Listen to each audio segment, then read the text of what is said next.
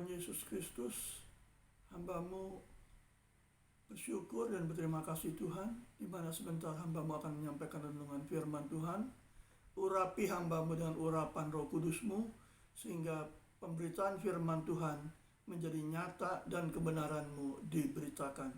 Urapi dengan urapan Roh Kudus-Mu Bapa, di dalam Kristus Yesus, hamba sudah berdoa dan mengucap syukur.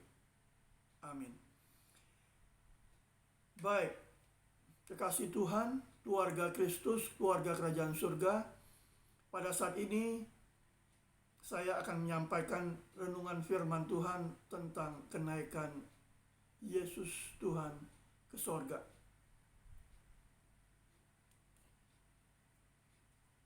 Baiklah, kita akan segera mendengarkan renungan firman Tuhan terambil di dalam Kisah Rasul 1 ayat yang ke-9.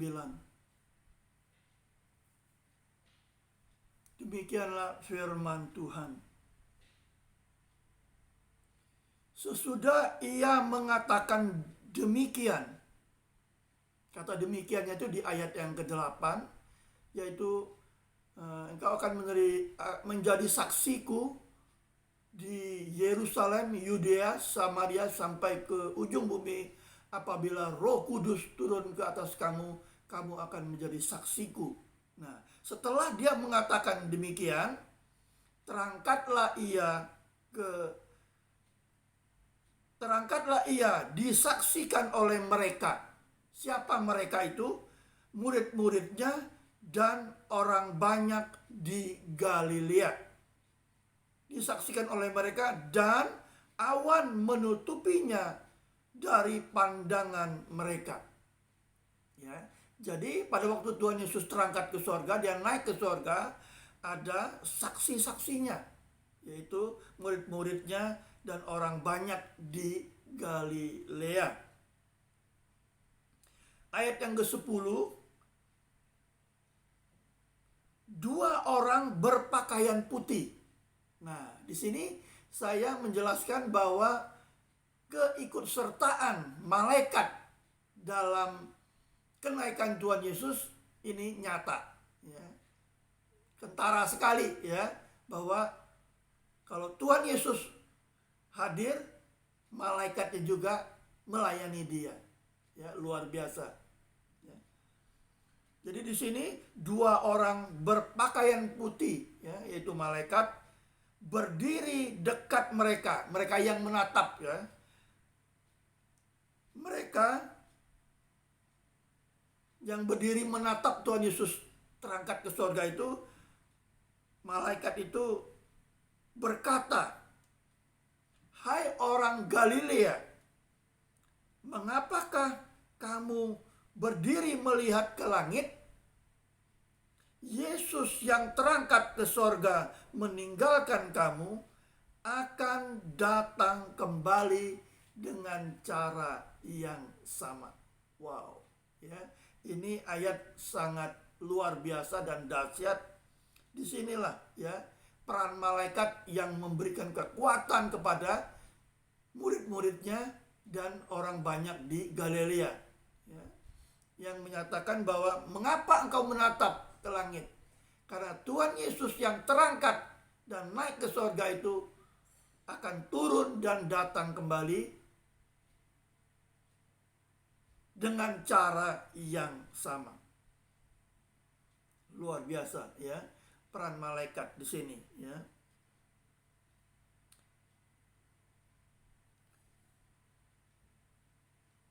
Naik ke surga. Iya. Nah, setelah Tuhan Yesus naik ke surga, perlu saya jelaskan, ya, di Alkitab mengatakan bahwa Yesus duduk di sebelah kanan Bapa. Setelah dia naik ke surga, dia duduk di sebelah kanan Bapa, ya, Bapa di surga. Itu kita tidak baca, tapi saya bisa memberikan ayat-ayatnya, yaitu di Lukas 22 ayat 69, Markus 16 ayat 19, dan di 1 Petrus 3 ayat 22. Nanti pendengar atau keluarga Kristus bisa membacanya di rumah tentang Yesus duduk di sebelah kanan Bapa di surga. Nah, manfaat daripada kenaikan Tuhan Yesus ke surga, manfaatnya apa nih buat kita? Ya, buat kita orang-orang percaya dan beriman kepadanya. Ya. Yang pertama kita akan melihat itu di Yohanes 14 ayat 2 dan 3.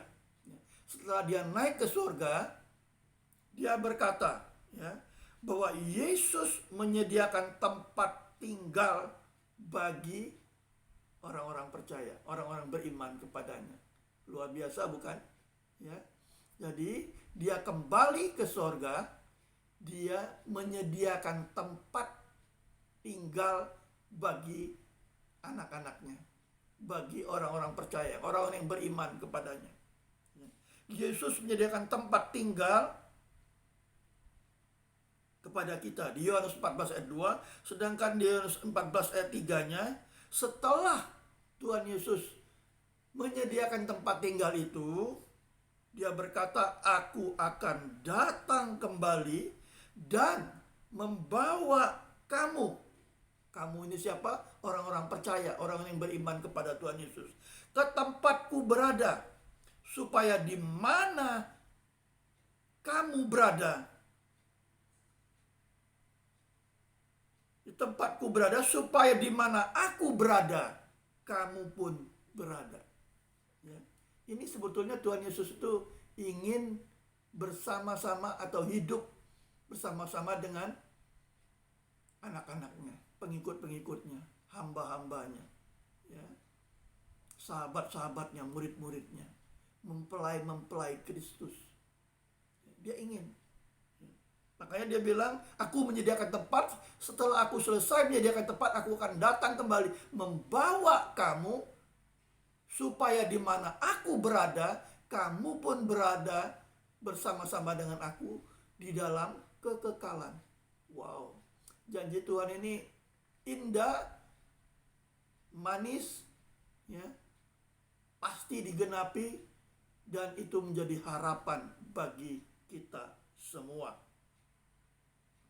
Itu ya, manfaatnya pada waktu Tuhan Yesus datang kembali ke surga.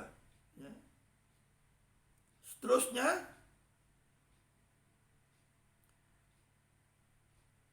Yesus tidak menghendaki kita sendiri atau ditinggalkan oleh Yesus. Ya. Karena Tuhan Yesus berkata bahwa dia mau mengutus Roh Kudus. Itu terdapat di dalam Injil Yohanes 15 ayat yang ke-26. Ya, Yesus mengutus Roh Kudus. Injil Yohanes 15 ayat 26. Bisa dibaca nanti di rumah ya, karena waktu saya tidak bisa dapat membacanya. Nah, setelah Yesus mengutus Roh Kudus, Yesus berkata di ayat yang ke-18 dari Yohanes 14, ya. Yesus berkata, aku tidak akan meninggalkan kamu yatim piatu. Yatim piatu di dalam pengertian jasmani, ya, atau lahiriah, itu artinya kita tidak berbapak atau beribu lagi, seorang diri, ya, seorang anak ini seorang diri, ya. Tetapi Tuhan katakan walaupun dia naik ke surga, aku tidak meninggalkan engkau sebagai yatim piatu, atau engkau sendiri saja, aku tidak akan meninggalkan. Makanya dia mengutus Roh Kudus, ya. Nah, sekarang kita lihat peran Roh Kudus yang diutus oleh Yesus, ya. Roh Kudus bisa juga dipanggil, ya, sebagai Roh Penolong. Aku akan mengirimkan penolong yang lain kepadamu. Jadi pada waktu Tuhan Yesus naik ke surga, dia mengutus Roh Kudus, dia mengirimkan Roh Penolong yang lain. Jadi kita memang tidak sendiri, kita tidak ditinggalkan oleh Yesus, ya. Tuhan Yesus mengutus Roh Kudus, dan Roh Kudus ini disebut sebagai roh penolong yang lain. Itu bisa dibaca di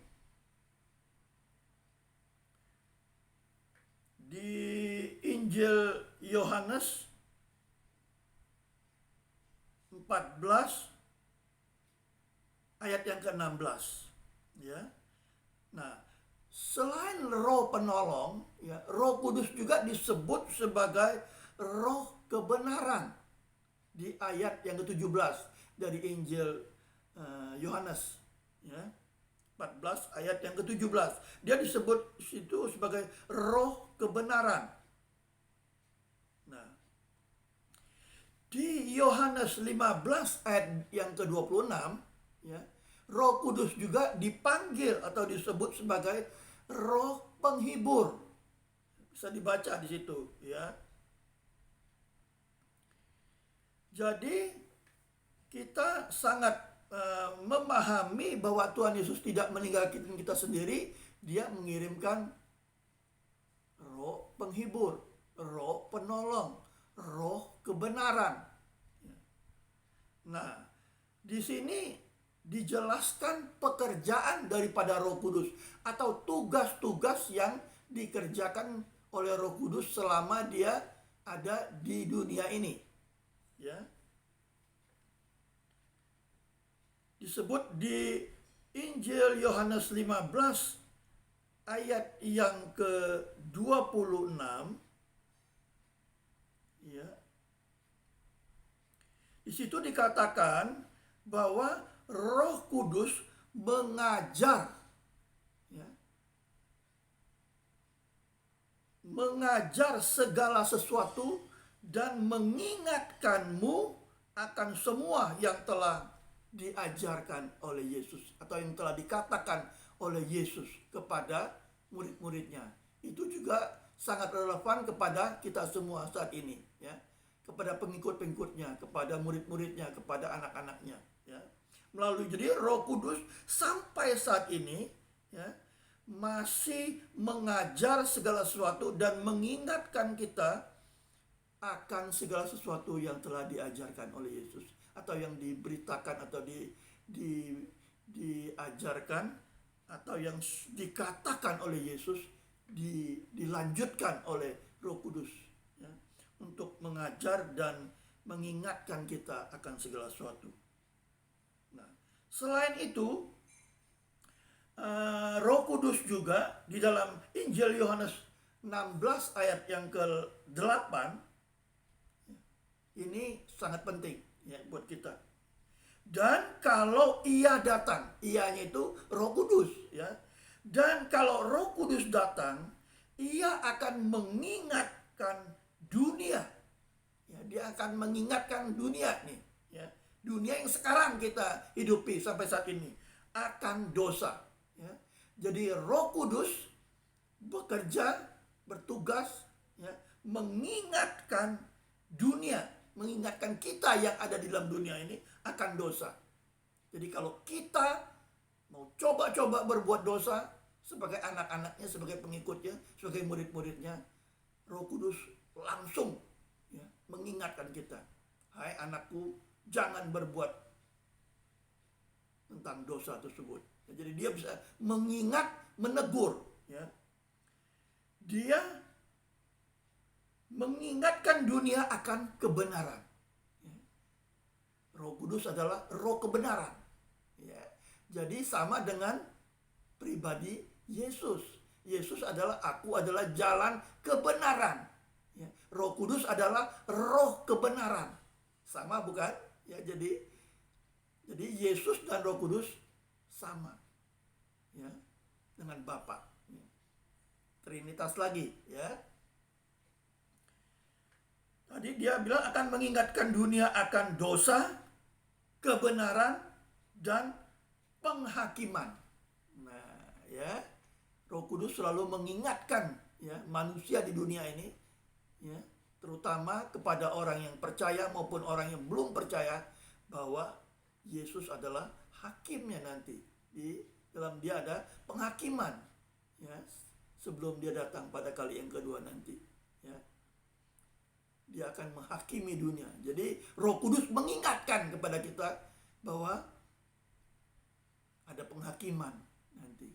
Ya, itu pekerjaan Roh Kudus. Ya. Sekali lagi saya ingatkan supaya kita mengerti bahwa pekerjaan Roh Kudus mengingatkan dunia akan dosa. Dia selalu menegur, mengingatkan supaya kita jangan terus ada di dalam kegelapan dan menjadi hamba dosa dan terus berbuat dosa. Tetapi sadar dan bertobat. Dia mengingatkan akan kebenaran, bahwa di dalam Kristus Yesus adalah kebenaran. Dia mengingatkan dunia akan penghakiman. Ya, bahwa manusia satu kali kelak akan dihakimi. Ya. Kalau yang tidak percaya kepada Tuhan Yesus, makanya tidak ada ampun lagi. Ya. Mereka akan dihakimi untuk masuk ke dalam kebinasaan yang kekal, kengerian abadi. Itu pekerjaan Roh Kudus. Nah, ini adalah satu janji, jaminan, dan garansi daripada Tuhan mengenai Roh Kudus. Ya, sebagai ayat yang terakhir, ya, kita akan baca itu di Injil Yohanes 14 ayat yang ke-16 dan yang ke-17. Ya.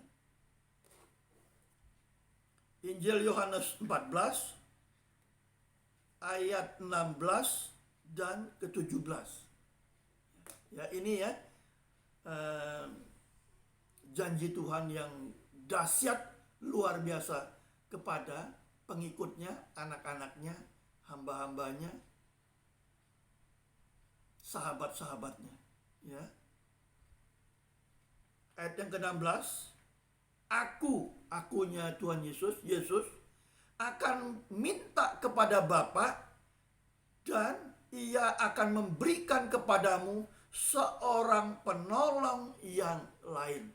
Ya, penolongnya itu tadi Roh Kudus. Ya, dia akan memberikan kepadamu Roh Kudus supaya ia menyertai kamu selama-lamanya. Wow, ini saya katakan dahsyatnya Tuhan. Ya, dia naik ke sorga, dia tidak tinggalkan kita yatim piatu, dia tidak tinggalkan kita sendiri. Dia mengirimkan seorang penolong yang lain supaya apa? Ya, penolong itu yaitu Roh Kudus, supaya Roh Kudus menyertai kamu selama-lamanya. Ini dahsyatnya Tuhan kita yang kita percaya itu. Ya, dia mengirimkan Roh Kudus supaya Roh Kudus menyertai kita, bukan temporer, ya, bukan ada batas waktu, ya, menyertai kamu selama-lamanya. Jadi saya suka mengatakan Tuhan Yesus dahsyat dan luar biasa. Kenapa? Karena ini, ya, penyertaannya itu sempurna, ya, supaya Roh Kudus menyertai kamu selama-lamanya. Nah, di ayat 17-nya lebih dahsyat lagi. Coba kita baca. Ya. Jadi tadi adalah roh penolong, yaitu Roh Kudus. Sekarang yaitu roh kebenaran. Tadi saya katakan Roh Kudus adalah roh penolong, roh kebenaran, dan roh penghibur. Ya, yaitu roh kebenaran. Dunia tidak dapat menerima dia. Memang dunia yang ada dalam kegelapan, dikuasai kegelapan, tidak menerima Roh Kudus maupun Yesus. Ya, mereka menolak dia. Ya, dunia tidak dapat menerima dia, sebab dunia tidak melihat dia dan tidak mengenal dia. Ya, jadi kuasa kegelapan yang menutup, ya, mata hati atau mata rohani daripada anak pengikut-pengikut daripada kuasa kegelapan itu tidak mengenal dia, bahkan menolak dia. Ya, di sini tidak. Tetapi kamu mengenal dia. Siapa kamu ini? Yaitu anak-anak Tuhan, orang-orang yang sudah bertobat, yang diselamatkan, murid-muridnya, pengikutnya, sahabat-sahabatnya, hamba-hamba Tuhan. Ini dia bilang, tetapi kamu mengenal dia yaitu Roh Kudus. Ya. Sebab, nah ini garansinya, jaminannya luar biasa. Ya. Tuhan kita Yesus. Sebab Roh Kudus menyertai kamu dan akan diam di dalam kamu.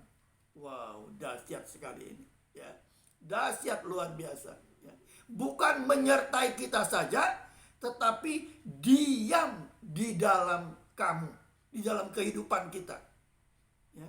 Jadi tidak salah lagi bahwa Roh Kudus selalu tinggal di dalam kehidupan anak-anaknya, ya. Setiap orang yang bertobat, menerima Tuhan Yesus sebagai Tuhan Yesus Selamat di dalam hidupnya, hidup baru, menjadi ciptaan yang baru, Roh Kudus diam di dalam mereka, di dalam orang yang lahir baru. Jadi otomatis anak-anaknya, hamba-hambanya, pengikutnya, orang yang sudah lahir baru, ya,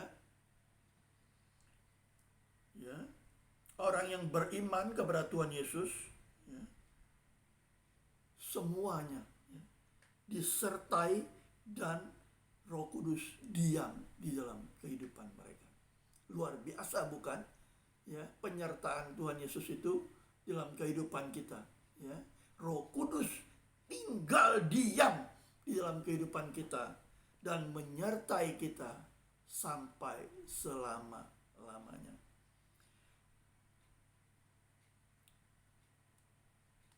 Bapa di surga, di dalam nama Tuhan Yesus Kristus, kami bersyukur Bapa, di mana dengan kenaikan-Mu ke sorga, pertama Engkau memberikan kekuatan kepada anak-anak-Mu, kepada pengikut-Mu, kepada murid-murid-Mu, bahwa Tuhan memberikan kekuatan. Jangan engkau menatap ke langit, karena Tuhan Yesus yang terangkat ke surga akan datang kembali menjemput kamu, saleh-saleh Kristus, untuk bertemu dengan Tuhan Yesus di awan-awan kemuliaannya. Selanjutnya Tuhan Yesus memberikan kepada kami satu pengharapan yang pasti, bahwa pada waktu Dia naik ke surga, Dia menyediakan tempat tinggal, menyediakan rumah yang kekal dan abadi di sorga untuk saleh-saleh Kristus, mempelai-mempelai Kristus, supaya dimanapun Yesus berada, pengikutnya, anak-anaknya, orang beriman kepadanya, hamba-hambanya, sahabat-sahabatnya juga berada, tinggal bersama-sama dengan Yesus Kristus, Sang Pemilik surga, kekal selama-lamanya. Tuhan Yesus, kami bersyukur Bapa, Engkau juga setelah naik ke surga, Engkau mengutus seorang pribadi, yaitu Roh Penolong, Roh Kebenaran, dan Roh Penghibur, yaitu Roh Kudus. Tuhan berkata dan berfirman dan bersabda, "Hai anak-anakku, aku tidak meninggalkan engkau sebagai yatim piatu." Engkau tidak akan sendiri. Makanya menjadi suatu kebanggaan bagi kami mengiring Yesus. Kami tidak pernah sendiri, kami tidak pernah ditinggalkan sendiri, karena Tuhan Yesus selalu menyertai kami dengan Roh Kudus-Nya, di mana Tuhan Yesus mengatakan bahwa Roh Kudus, Roh Penolong, Roh Kebenaran, Roh Penghibur itu akan tinggal menyertai kamu dan tinggal di dalam kehidupanmu, dalam hatimu sampai selama-lamanya. Sebab itu Bapa, kami bangga memiliki Yesus sebagai Tuhan kami, karena Engkau tidak pernah meninggalkan kami seorang diri sebagai yatim piatu, tetapi Engkau mengirimkan Roh Penolong, Roh Kebenaran, Roh Penghibur, yang akan memberikan kepada kami kekuatan, menghibur kami dikala kami bersedih maupun berduka. Engkau menolong kami di saat kami merasa kami tak berdaya. dan berbeban berat, engkau akan memberikan penolong dan jalan keluar kepada kami yang terbaik. Dan Tuhan Yesus, kami bersyukur kepadamu bahwa engkau mengatakan bahwa Roh Kudus itu akan selalu menginsafi kami, menyadari kami akan dosa, akan kebenaran, dan akan penghakiman. Sebab itu Bapa, lengkaplah dan sempurnalah penyertaanmu, pertolonganmu, dan janjimu, pesan-pesan kenaikan Yesus di sorga bagi kami. Dan kami tahu selalu Yesus itu memberikan yang terbaik untuk anak-anaknya, sehingga anak-anaknya sungguh-sungguh mengikut Tuhan Yesus, kuat, kokoh, tidak tergoncangkan dan tidak tergoyahkan oleh hal apapun, karena di dalam Yesus Kristus semua pesan-pesan kebenaran sudah menjadi lengkap dan sempurna bagi kami untuk melanjutkan di dalam pengiringan kami kepada Tuhan Yesus. Segala pujian, hormat, kemuliaan, keagungan bagi Bapa di surga, di dalam Kristus Yesus kami sudah berdoa dan mengucap syukur. Amin. Baik, pengikut-pengikut Tuhan Yesus, keluarga kerajaan surga, keluarga Kristus Yesus, saya sudahi atau akhiri dulu sampai di sini edisi khusus tentang renungan Tuhan Yesus naik ke sorga. Dan kita akan berjumpa lagi pada minggu yang akan datang di episode yang ke-12. Hari ini adalah episode yang ke-11. Dan tentunya kita dikuatkan, ya, dihiburkan, diberikan pertolongan, dan kita mendapat manfaat yang banyak tentang kenaikan Tuhan Yesus ke surga. Oleh sebab itu, tetap kuat, maju terus dalam pengiringan kepada Tuhan, tetap beriman, teguh kepada Tuhan kita Yesus yang memberikan pengharapan bagi kita. Dan pengharapan satu-satunya ada di dalam kasih dan anugerahnya Tuhan kita Yesus Kristus. Sampai berjumpa minggu depan.